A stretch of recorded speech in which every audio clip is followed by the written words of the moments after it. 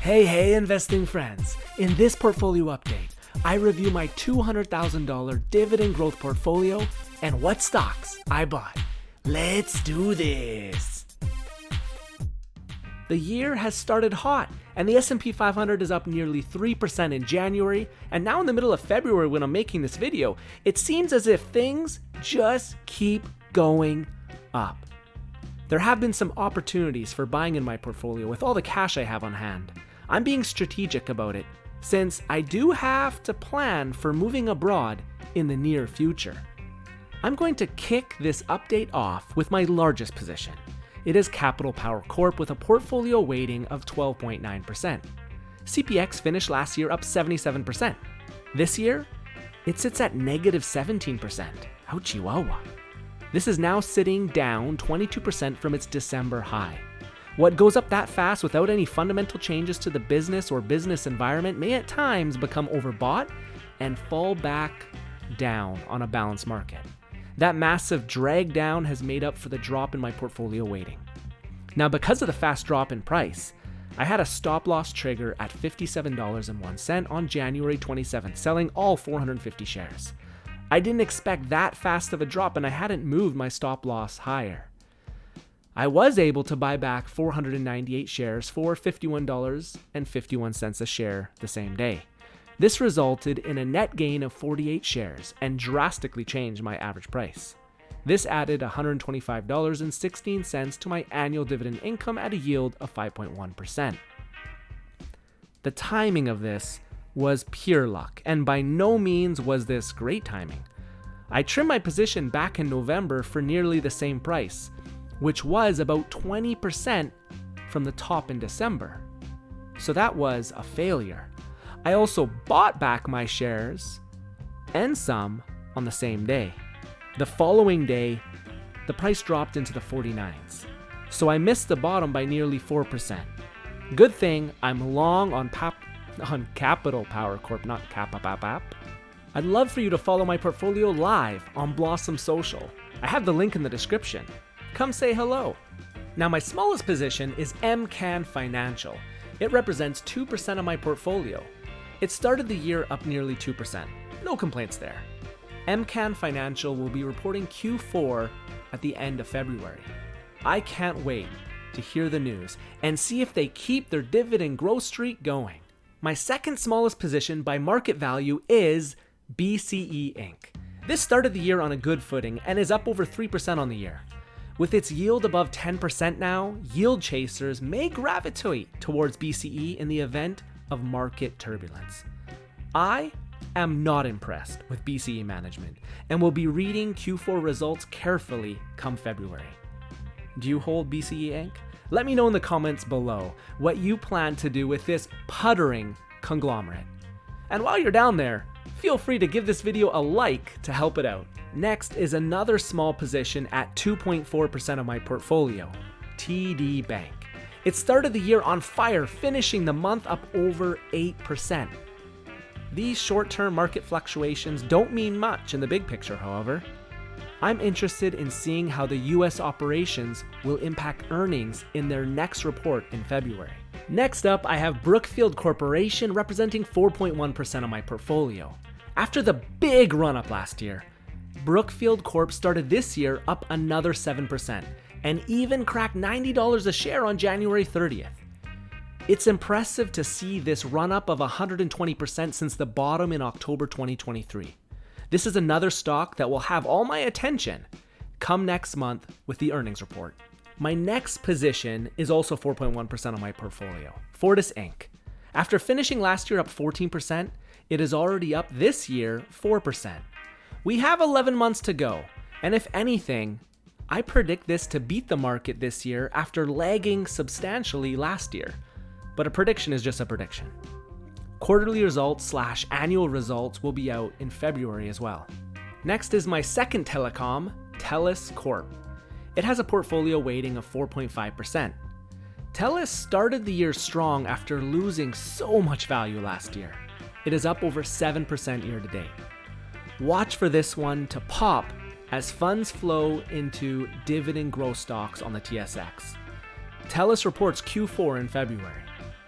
I continue to accumulate at these price levels. I bought 5 shares at an average price of $19.50. That added $8.05 to my annual dividend income at a yield of 8.3%. With the stock market as overvalued as it is on a PE ratio basis or a CAPE basis, what are you buying? I love to hear different perspectives and strategic ways to accumulate in this environment. My next largest holding is Pembina Pipeline Corp, also at 4.5% of my portfolio. After a decent total return last year, the start of this year has been lackluster, down 2%.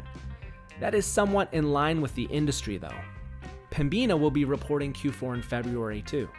Next is my only insurance company, Manulife Financial Corporation, at 4.8% of my portfolio. Manulife finished the year up huge and started this year as it ended last year, on the downtrend. It is down 3% to start the year. Quarterly results are due in February for Manulife as well. That's their typical time to announce a dividend increase. Wink, wink. My 8th largest position has a portfolio weighting of 4.8% as well. SmartCentres Real Estate Investment Trust. Real estate suffered last year as a sector, and it has started this year flat. There's a lot going on in the world market, so the quarterly report in January will be important to watch. My 7th largest position is GoEasy Ltd. It has a portfolio weighting of 5.5%. GoEasy finished last year up 11% and is up another 6% to start the year. As a high beta stock, it has proven to be quite volatile all year. Q4 results are due in February. I can't wait to see another dividend increase from GoEasy Financial. Next, the 6th largest position is the largest Canadian pipeline, Enbridge, with a portfolio weighting of 5.6%. It finished last year up 35% and started this year on the same trend. It is up 2% to start the year. Enbridge will report Q4 earnings in February as well. That is typically when they announce a dividend raise. Expect it to be in the 3 to 5% as per guidance. Next, my 5th biggest position is my last pipeline, TC Energy Corp. It has a weighting of 6.3% of my portfolio. It finished last year up an astronomical 48%. To start this year, it's somewhat in line with the industry, down about 4%. This will also be reporting Q4 results in February. It'll be interesting to see the results after the spin-off last year. My 4th largest holding is my second bank, Bank of Nova Scotia. It represents 6.3% of my portfolio too. It finished last year up 30% and started this year down 4%. After earnings in December, it'll be interesting to see how the next quarter looks with all these PCLs starting to really add up and weigh on the results.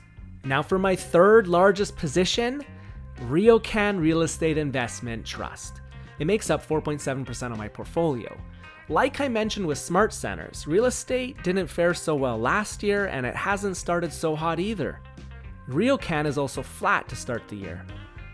At these depressed price levels, it's hard to say no to quality properties in prime locations. RioCan will be reporting Q4 results in February. Let's see if they can bring the dividend growth streak to 4 years. I bought 4 shares at a price of $18.21. That added $4.44 to my annual dividend income at a yield of 6.1%. Next, my 2nd largest position is First National Financial. It has a portfolio weighting of 7.6%. First National Financial finished last year up 13% and started this year up 1%. First National has slowly become a larger and larger position as I reinvest its cash distributions strategically. I will look to add to my position in the event of an economic shock in the housing market. It'll be interesting to see Q4 results to see where First National stands. Lastly, I have one ETF that is basically negligible and I probably don't need to say much. VFV, Vanguard's non-hedged S&P 500 Index ETF.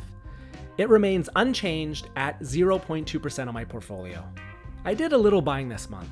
I deployed a total of $25,822, but I also sold $25,654 worth of shares for a net purchase of only $170. After all the movement back and forth, These additions added $137.65 to my annual dividend income. I maintain a diversified portfolio of 16 individual stocks and 1 ETF. Here's the industry breakdown of my TFSA as of January 31st. Diversified banks make up 8.7% of my portfolio. Midstream oil and gas makes up the largest at 16.4% of my portfolio. Regulated electric utilities make up 4.1%. Retail REITs make up 12.2%. Telecom services make up 6.8%. Life and health insurance makes up 4.8%. Independent power producers make up 12.9% of our portfolio. Asset management makes up 4.1%. Consumer finance makes up 5.5%. The S&P 500 makes up 0.2%. And lastly, mortgage finance makes up 9.6% of my portfolio. So there you have it, my 25th TFSA portfolio update. Thank you so much for watching, all you lovely investors. Until next time.